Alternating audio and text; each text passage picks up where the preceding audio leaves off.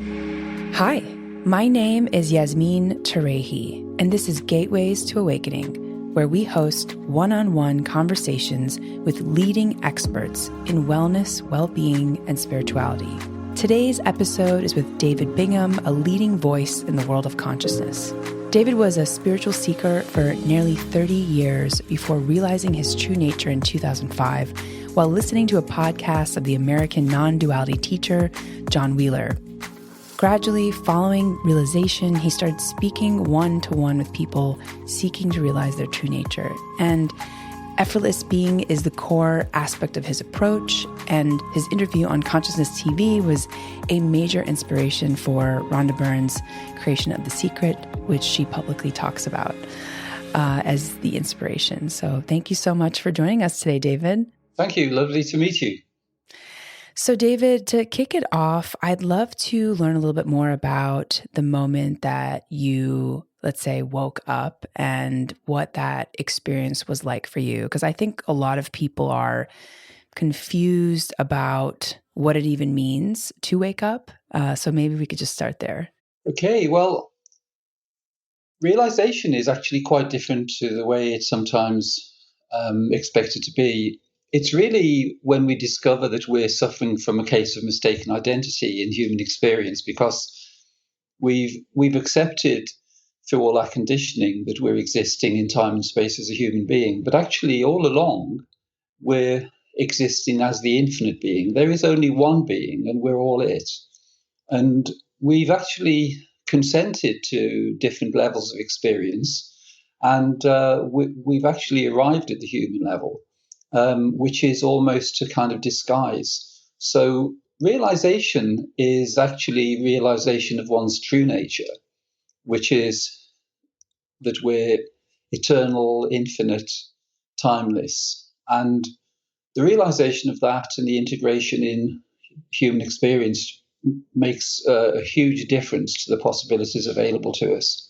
So specifically, like when you say, the realization of being more than just human, I think a lot of people have questions around what that means. And especially, the people who are maybe fixated in this three-dimensional world of what you can only see, touch, hear, smell.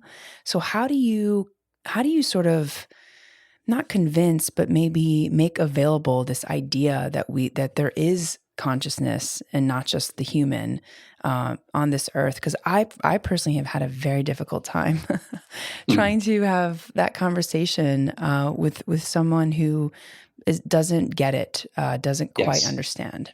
The distinction really is between the functioning of the mind, which we're conditioned into utilizing, and actually resting as what we truly are, which is effortless being.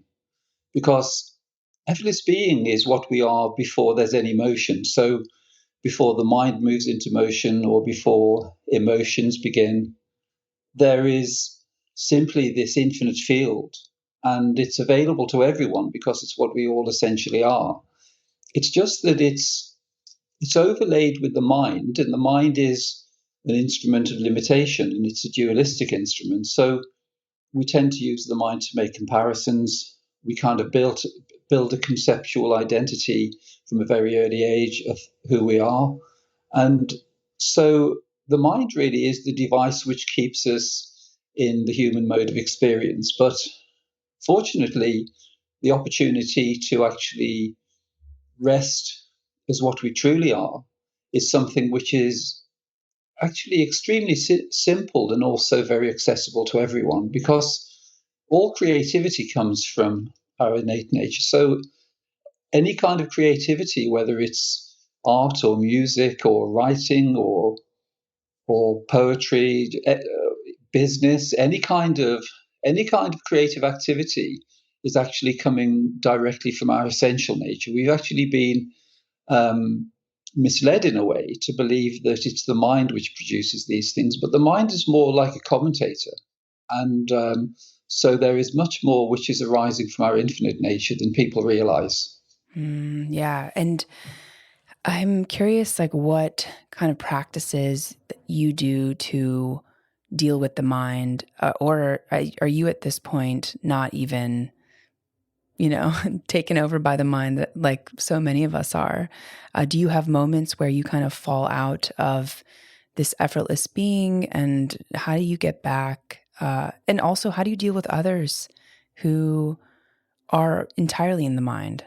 We actually communicate as human beings telepathically much more than people realize. So there's actually a basis to the way we communicate. So we kind of sense intuitively what's going on with someone before we engage in a conversation. So we can feel the energy and we can get an idea of what their approach is. And so quite often, by having a genuine feeling of treating others as oneself, which is really knowing that they are truly the same being as oneself, then there's usually a receptivity, and it's usually harmonious as well, because for many people the mind is trying to assert itself, so it's trying to actually assert individuality.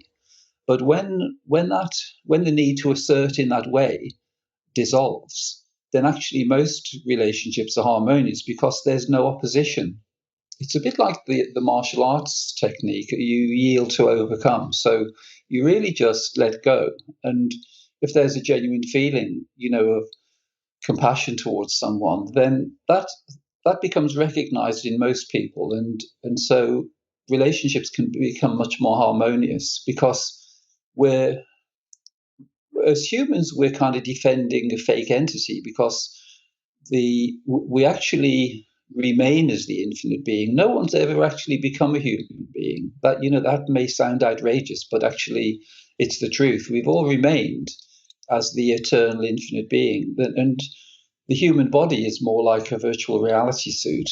And for people who've, put on a virtual reality headset, and seeing how realistic that the environment can appear, we can see that actually the human realm of experience is only a much more sophisticated version of that kind of experience.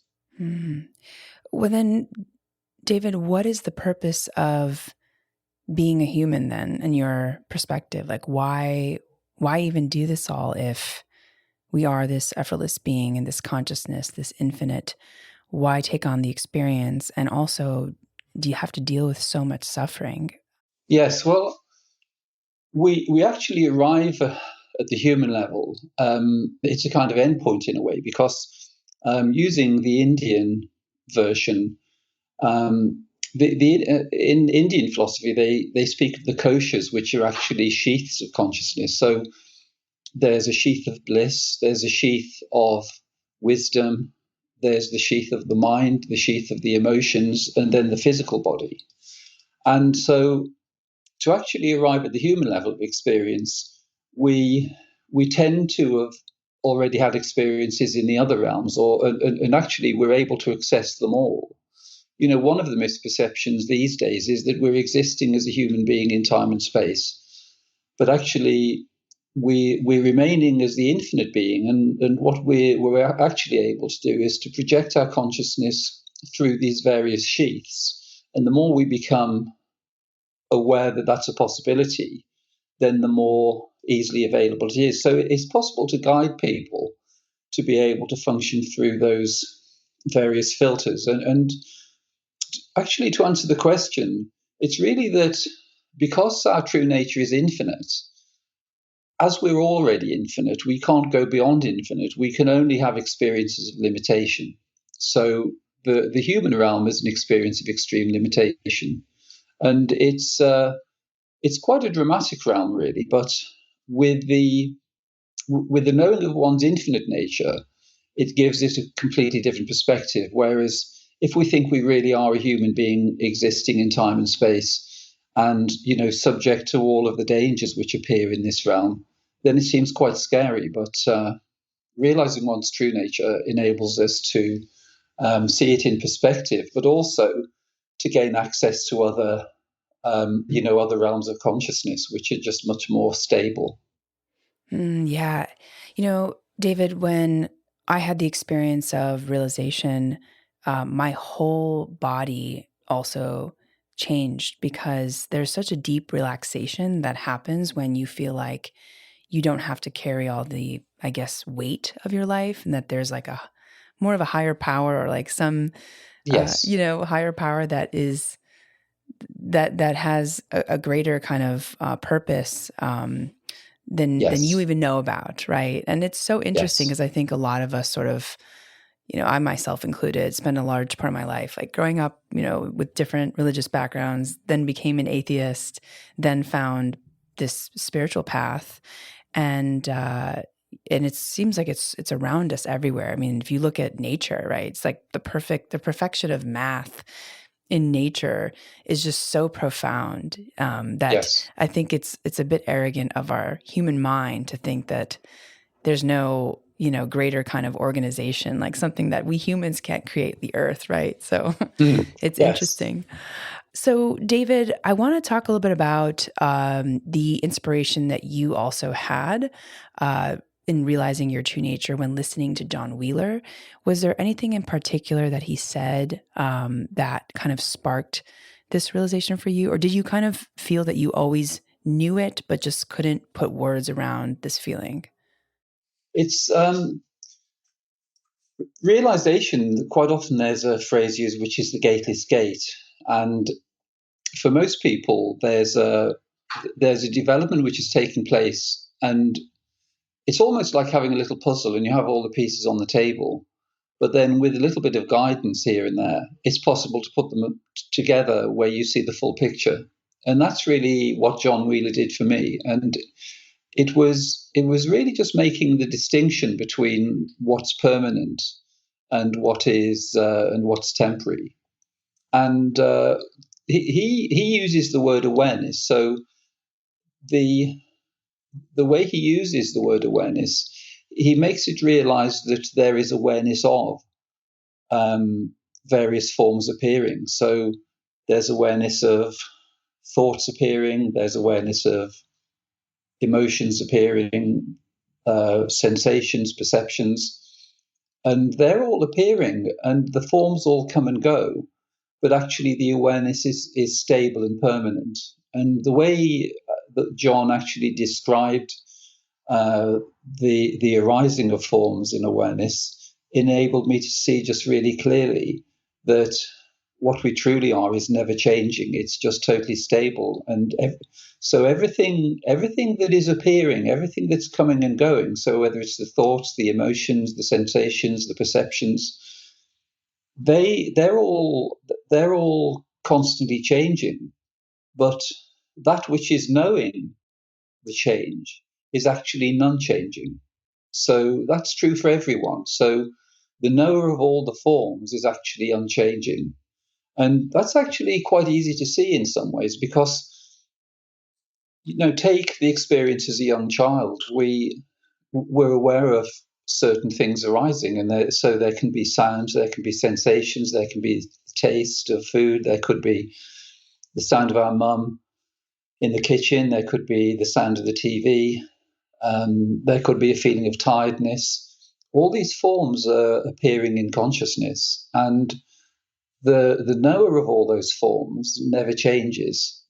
But they're through the construct of time and space, and everything that is kind of reinforcing that is really well, it's kind of tying us into limitation. But the the one thing which is totally stable and permanent is the knower of everything that is known, and the knower, the awareness or the beingness or the consciousness, using those different terms for the same thing, is totally stable and unchanging.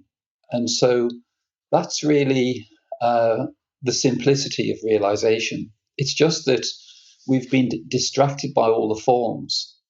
And so the forms are captivating our awareness, but actually we've forgotten to notice that the one thing which never changes is that which is aware of all the changing. Wow, that's such a powerful point.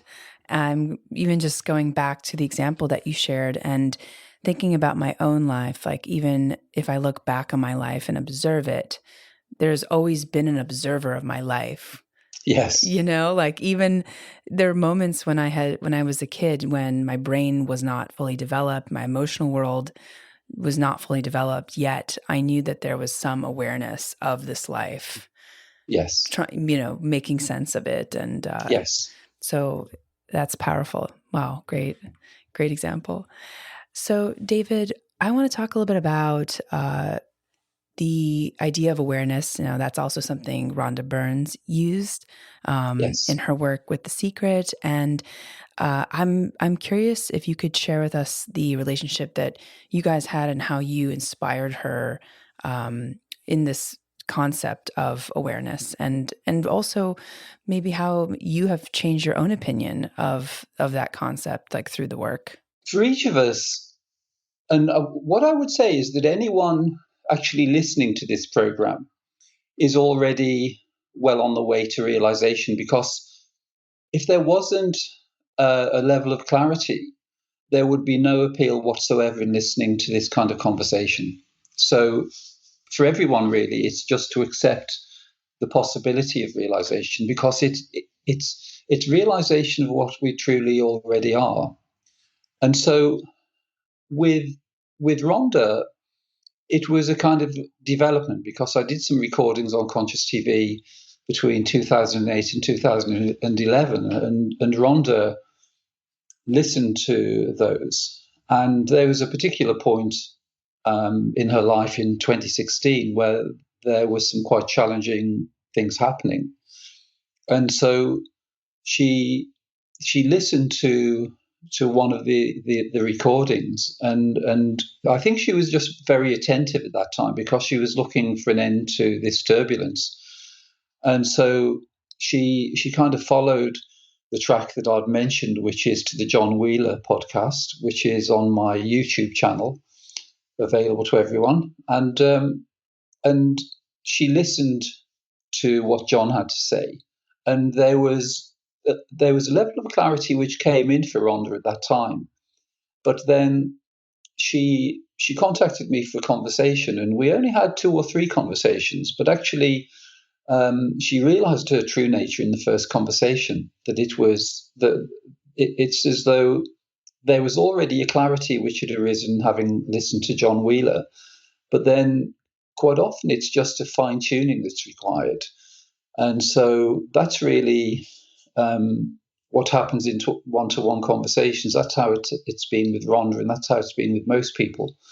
And it's amazing, really, but it just demonstrates the infinite intelligence that is available through Effortless Being, because everything in the way I've communicated with people over the years has resulted in a kind of really clear match between the person contacting me and what they actually need to hear. So they, on some level, there's a resonance where they realize that there's something which can provide the next step in their own realization.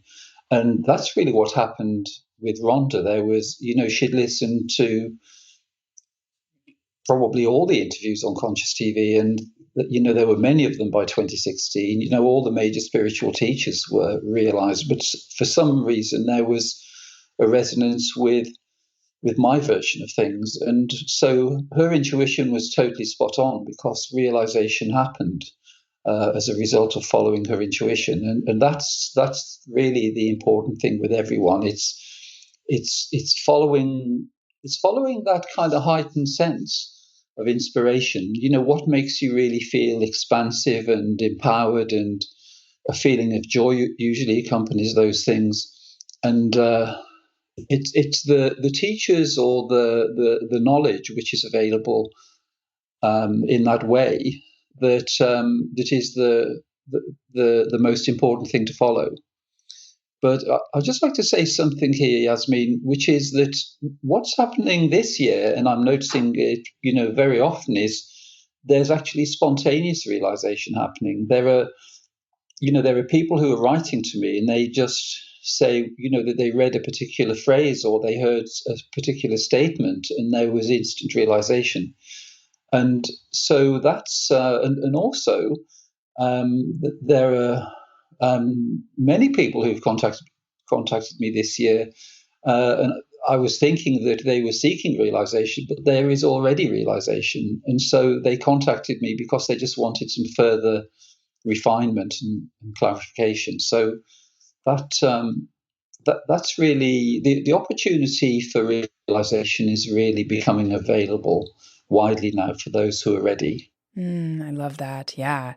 I also think a lot of people are probably recognizing the moment that they have this sense of self-realization that their old life made no sense, before. Yes, Because yes, I kind of look back to a period of my life where I was definitely, um, I guess, unconscious about my true nature, and it was just fascinating to kind of look at the program that I was running and the goals that I was chasing and how I was showing up in this world, and then what mattered, and yes, I think that's the scariest part, like how much of what we do 99% of the day is really determined by this idea of our self-realization and true nature, because we would probably be doing things very different, you know. yes. So I'd actually like to double click on this point, which I believe came up in another conversation that you had, and I thought it was very interesting, the difference between self-realization and consciousness. How would you distinguish the two? Consciousness is ever present for everyone. As we were saying earlier, the the knower, which is consciousness, is aware of everything. So even if people are actually quite absorbed in their personal life, so they could be ringing their friends to say, "Oh, this happened to me today," and they're kind of explaining circumstances and things. The thing to know is the only way that that can be known is by consciousness. So everyone is already infinite consciousness. It's just that there's the identification with individuality, which is also there. But self-realization is when we see that the that individuality is only a mode of experience. It isn't what we truly are. So there's a mode which I call the subject object mode, which is installed probably up until the age of 2. So prior to the age of 2, we're actually resting as effortless beings. So before the age of 2, if anyone has children or if they have photographs of themselves when they're really young, look into the eyes of those children and you'll see this relaxation and bliss usually, unless there's been traumatic experience.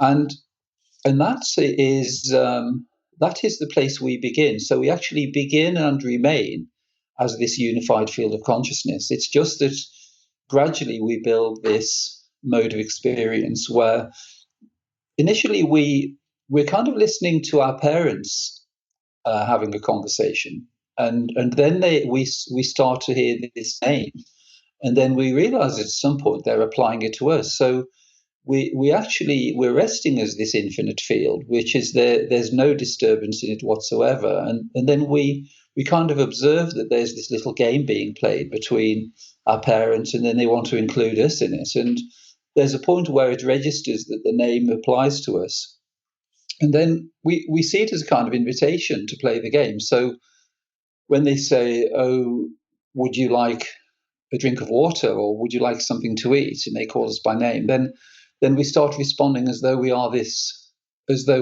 body mind. But prior to that, the body mind is actually seen to belong to the three-dimensional world along with all else. So there's a body mind, but there could be a table, there could be chairs, there could be the room, the light, other people around. And initially, it's seen as a unified field. So it's just seen that everything belongs to this field, including the body mind. And at that stage, we're experiencing life more as though we're kind of looking through the eyes and looking into this three-dimensional realm rather than feeling that we're part of it. But then as we become more familiar with that mode of experience where our parents are calling us by name, and then we respond to them, and then they're referring to personal attributes. So this is our little girl, she's got dark hair, and she's good at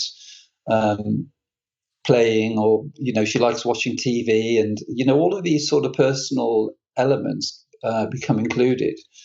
But actually, the just the open space of unified consciousness is what remains. And so realization is just to see that we, round about the age of 2, embarked upon this game of limitation where we're pretending we're a human being existing in time and space. And then there's just a reversion to actually see, well, we never became that. We've always just been this infinite field of consciousness within which all forms are arising. And then we realize, well, actually, it's always been that it's only ever been an infinite field of consciousness. It's only ever been a unified field within which everything is appearing. And so once that's seen, then we can never go back to identification with individuality. So really, that self-realization, it's when it's seen that we've just remained as this infinite field of consciousness within which all forms appear, and that individuality is only a mode of experience. So, David, I want to double click on that point, because I have found that I guess I can speak from my own personal experience, but it seems like even though I have had realization and deeper moments of realization, I still find myself going into the emotional world and, reacting and judging, and sometimes it takes me some time to get back into this true nature feeling, and especially I think with what's happening right now in society today, it feels like there's a lot of triggers for a lot of folks. And there's also, frankly, I think a lot of despair and hidden emotions under the surface. I think this pandemic, while there's been, both pros and cons, a lot of people have had realizations, but also it's caused a lot of stress for people. I'm just wondering, like, how do you, especially like where the world is moving and how fast it's moving, like, how do you stay contained? How do you stay in your kind of podium of self-realization without getting disturbed or taken down? Because that's just been my experience right now. When we recognize that actually we never became the human being, that we're remaining as the infinite being, and that the infinite being is pristine, and it isn't affected by anything that is going on in the world. So with that level of clarity, we actually process mental and emotional content in a different way. So, for example, many therapies give rise to the idea that we have lots of subconscious programs and experiences from the past that we need to process.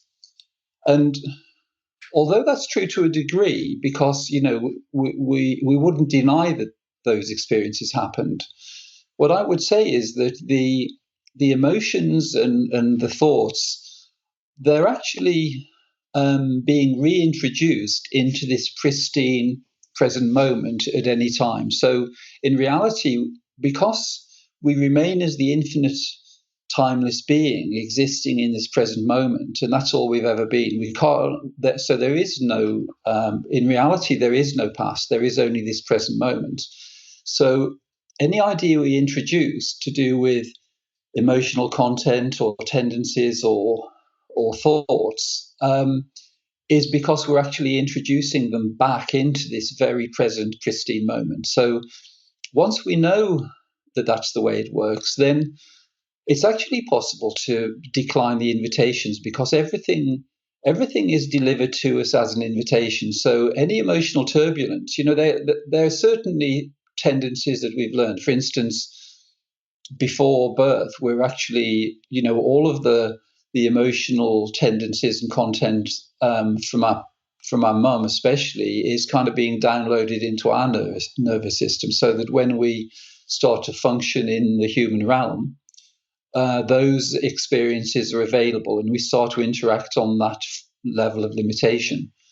But the ultimate solution is to realize that we remain as the pristine being, that we have the option to be able to decline invitation. So that we're actually playing a frequency-based game. So there are two ways we can improve the nature of our experience and retain a level of happiness and peace.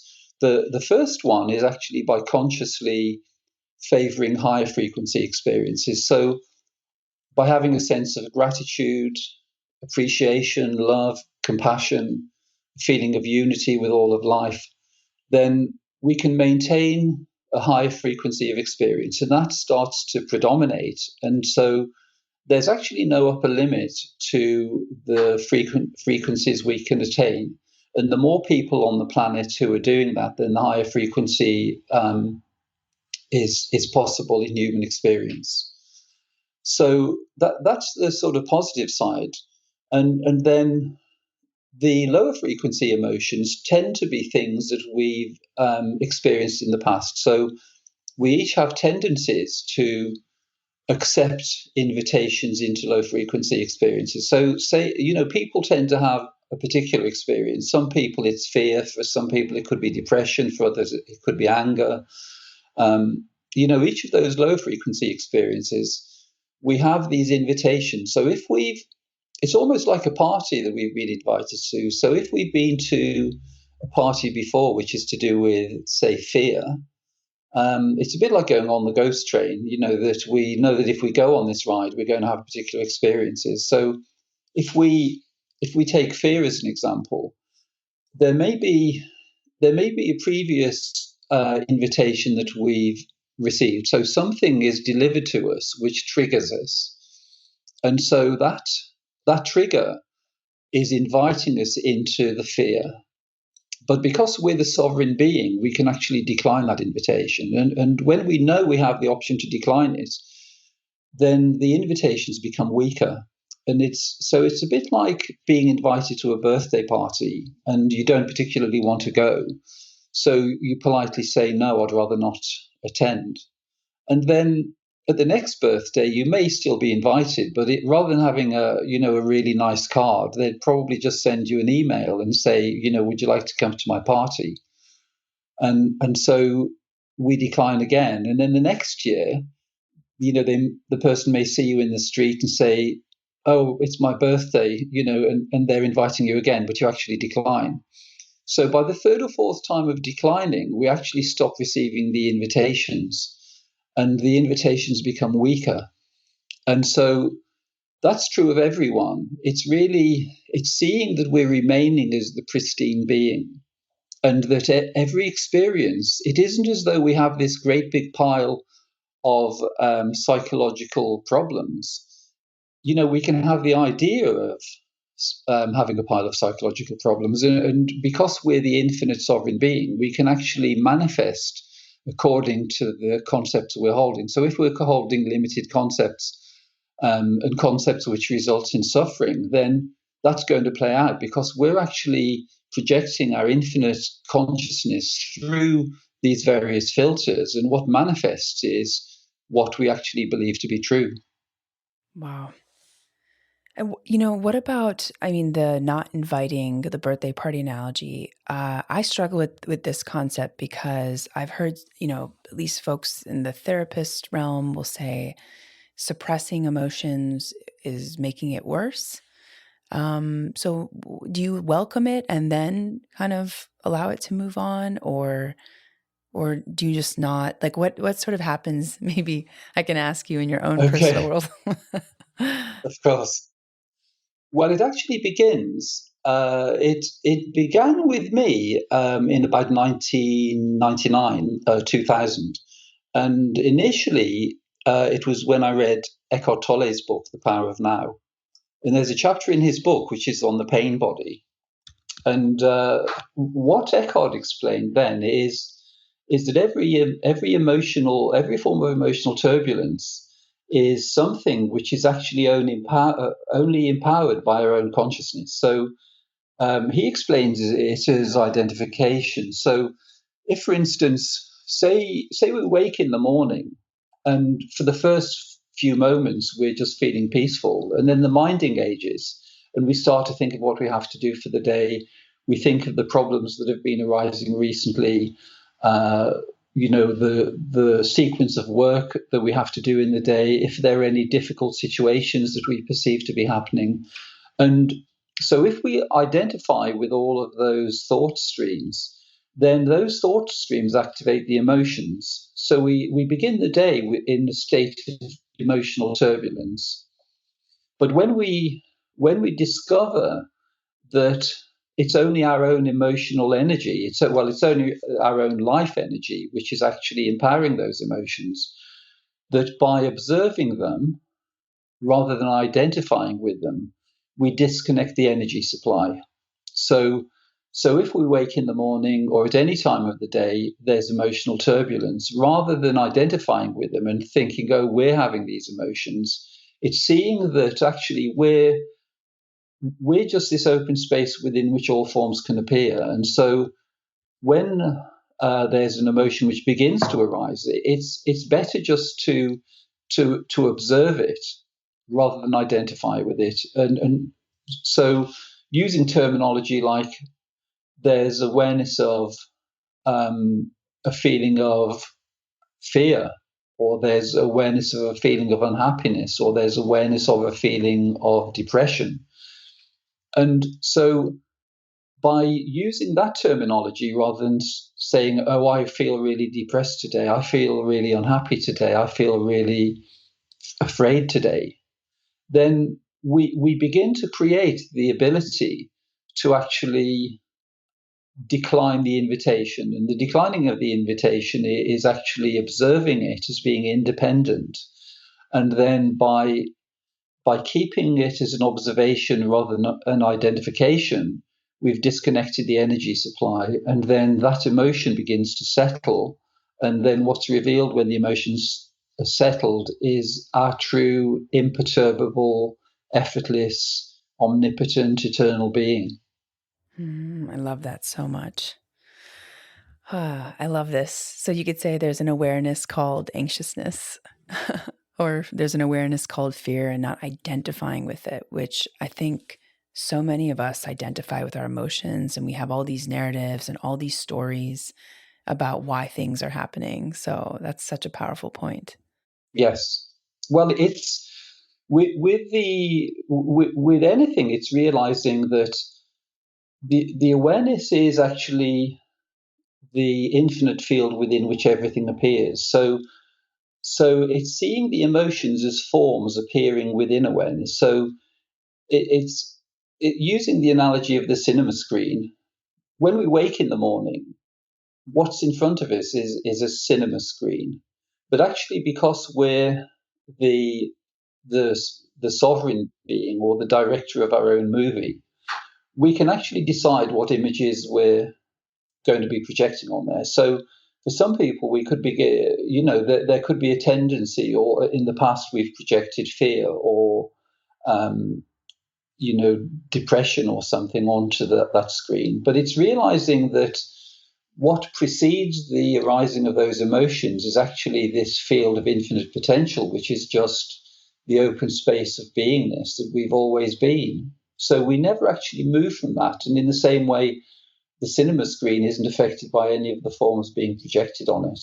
And when we know that, we can actually begin to consciously create the forms which are flickering on the screen of the human experience, rather than subjecting ourselves to all sorts of things by actually investing in the consensus version of things. So one could say that the current experience that most people are having is an invitation into more limitation. It's an invitation into turbulence. It's an invitation into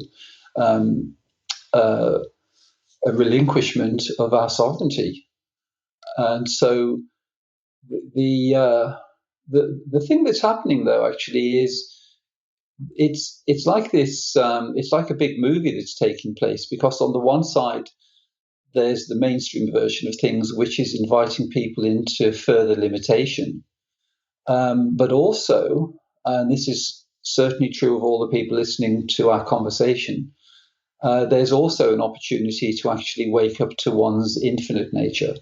And that's happening. And to quote a British scientist, Rupert Sheldrake, Rupert came up with the idea of the morphogenetic field, which is actually there's a single field of consciousness which we're all tuned into, and that's actually what we are fundamentally. But the more we're able to introduce higher frequencies and awareness of our true infinite nature into that morphogenetic field, it becomes available much more easily for everyone. And that's really what's happening. Years ago, it seemed as though there were only very special people who could realize their true nature. But over the past decades, more and more people are doing that. And it's reached a point now where it's spontaneously available to many people. Yes. Oh, I love that. And what about the idea of, because this is a little bit of a non sequitur, but I think it's an important follow-up point, is it's another emotion that I think so many people feel, and I think probably is like the darkest and deepest wound of humanity, which is this feeling of being unlovable. And so what is the nature of love, and also love for self? How do you use self-realization to access the self-love, really?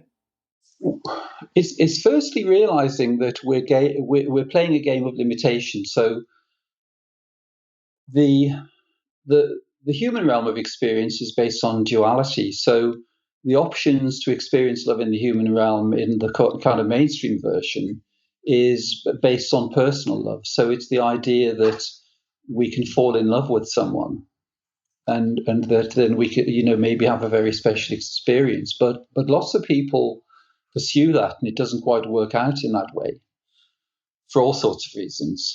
But the nature of realization is that firstly we see that we're the infinite field of consciousness within which all forms are appearing. So when there's that realization, we realize that actually everything is arising within our own consciousness. So then that develops to a feeling of intimacy with everything. So there's an appreciation which arises. So just by looking around the room, you see the chair, and the chair is actually the infinite being, which has taken on the disguise of limitation so that it can be enjoyed in the human realm of experience, but it's actually remaining as the infinite being. So it's almost like a sacrifice. The infinite being has sacrificed its infinite nature to appear in the realm of limitation and form. But that's the appreciation of the way that works grows. So we not only have an appreciation for all of the static objects, but in terms of the animals, in terms of the plants, in terms of humans especially, there's a point at which there's a recognition, which is it's a kind of intimacy which exists through all experiences. And when self-realization becomes established, and especially when the emotional turbulence subsides and the mind actually comes into the service of the infinite being rather than the individual being, then there's a level of depth in all experiences. So that the level of love is actually present in every relationship you have. And sometimes it needs to be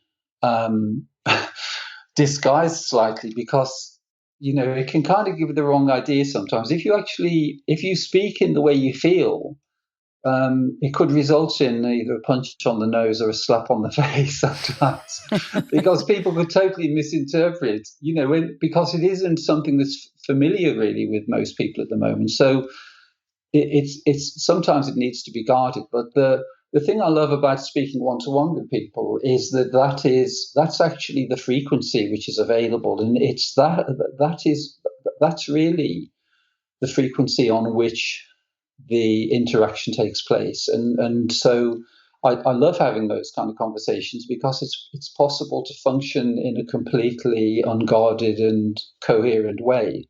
And there's a realization, and this is how I feel a realization takes place, that there's a a sense of this unified field of love and um, totality, and by actually sharing that field in a conscious way, where we're aware that that's going on, that actually, as it is in this conversation, there is just this singular field of consciousness that we're all tuning into.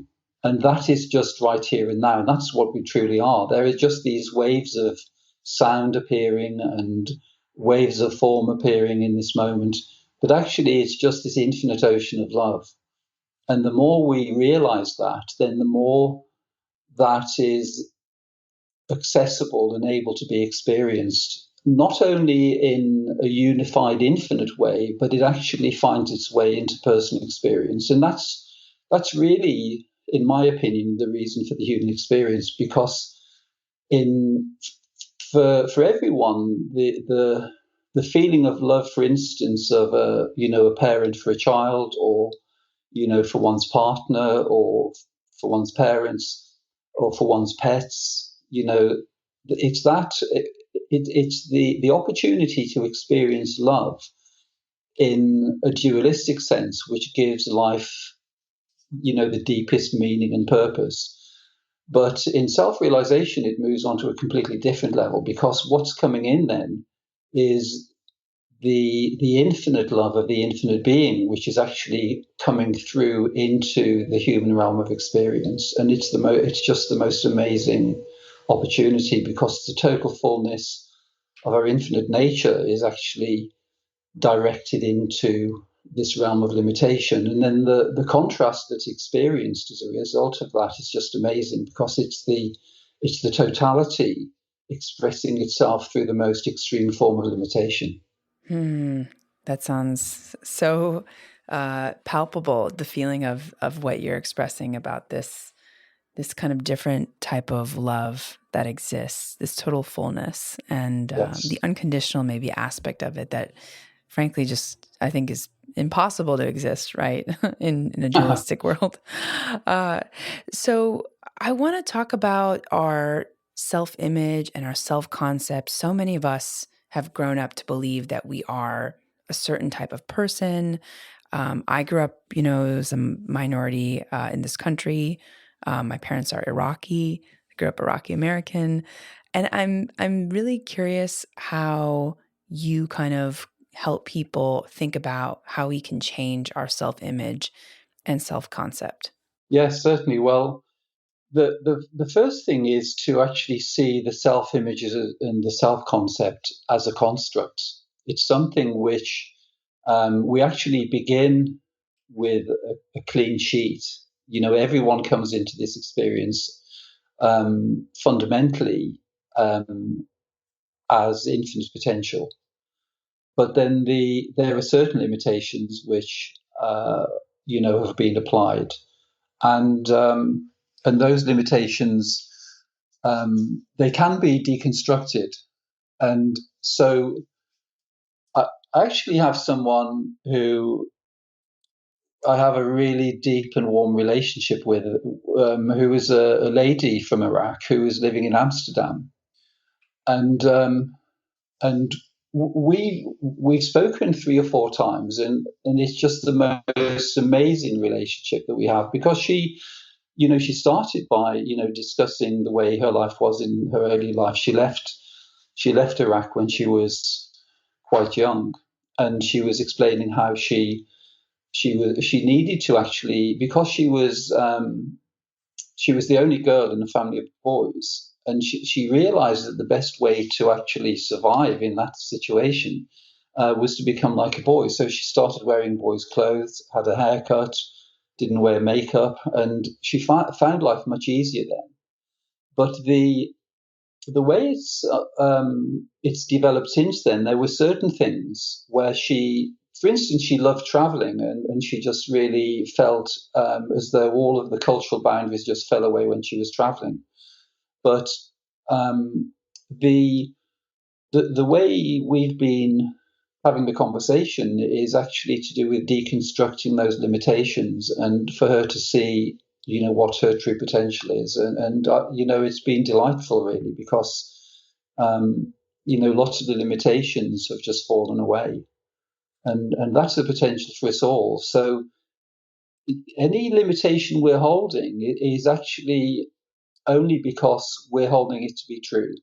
And so, because we are the infinite being, we're the sovereign being, and we're the director of our own movie, really. And it may be that in an earlier part of our life, we were subjected to limitations either through members of our family or through the education system. Um, but but when we realize that we can remove those limitations, and we can actually realize our true infinite nature, then it just becomes the most amazing game. And the conversations I was having with this lovely lady, it started off quite serious, but now it's mainly total laughter. We just have the most amazing time, because it's just seeing the way these limitations, they're really an opportunity to catapult ourselves into our infinite nature. And that's why self-realization for many people is the most hilarious experience, just to see how we could have possibly identified with all of these limitations, taken them to be true, and then allowed those filters to be reintroduced from moment to moment into our experience, when actually we remain as the infinite being throughout. It's totally hilarious, really, the whole thing. It really, really is. It's so funny, David. I just laugh so hard thinking about who I used to be in my 20s and the things that I cared about. It's just, yeah, it's hilarious. I don't even Yeah. think I would recognize that person or know her. But so, wow, how fascinating that you know someone who is also Iraqi and grew up in Amsterdam. I Mm. love that. So, David, I know we're kind of coming close to time, but I have a couple more questions. I'd like to ask a little bit about your explanation, or maybe if you have any kind of philosophy around time, especially when you say we are this infinite consciousness, and that because this is a term that a lot of people talk about, but I think for people that may not understand, what does that mean to you? What does time mean to you? Time really is it's a construct. So it's something which belongs to this realm.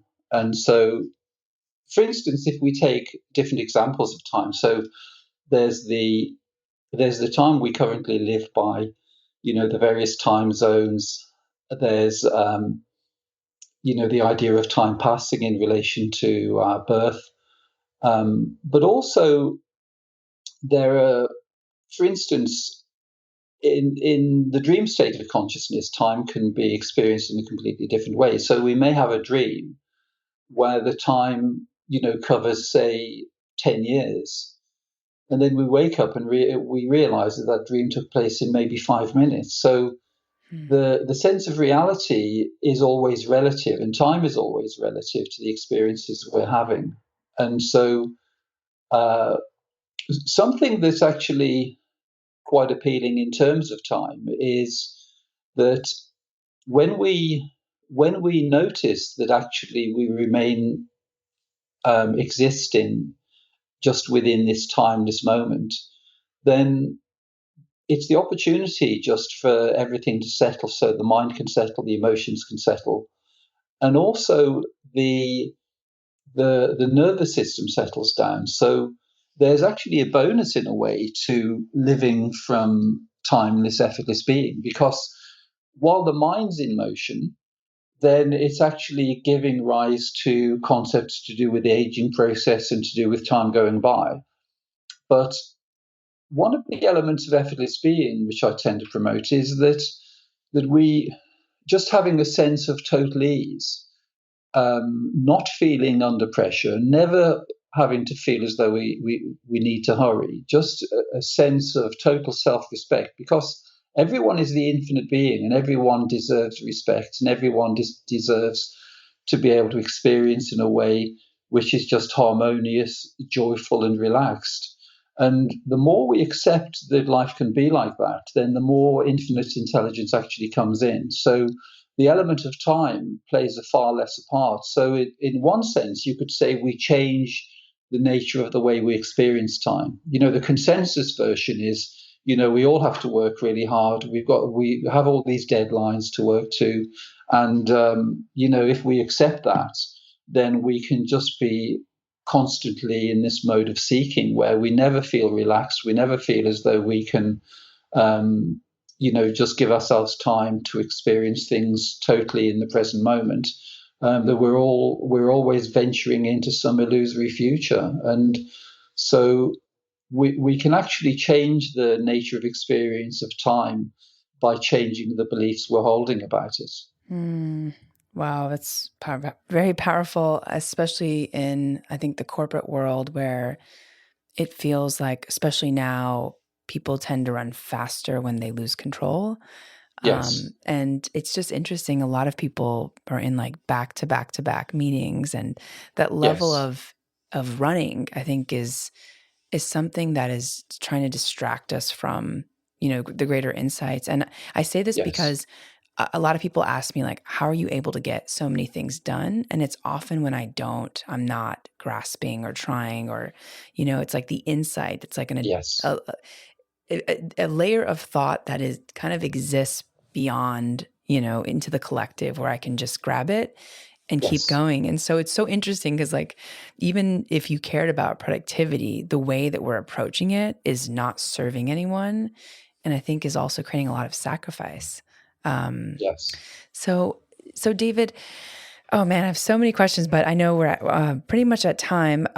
What sort of things have maybe surprised you the most on this journey? The thing that surprised me most, I guess, is the contrast between identification with individuality, which was present for me, in the early part of our life, and being dependent on the human mind, to actually getting to the realization that there are two kinds of intelligence available to human beings. There's the intelligence which is kind of running the world in a way, which is a combination of intelligence and fear. And then there's the intelligence which belongs to our infinite nature, which is a combination of intelligence and love. And we actually have the option to experience through either of those.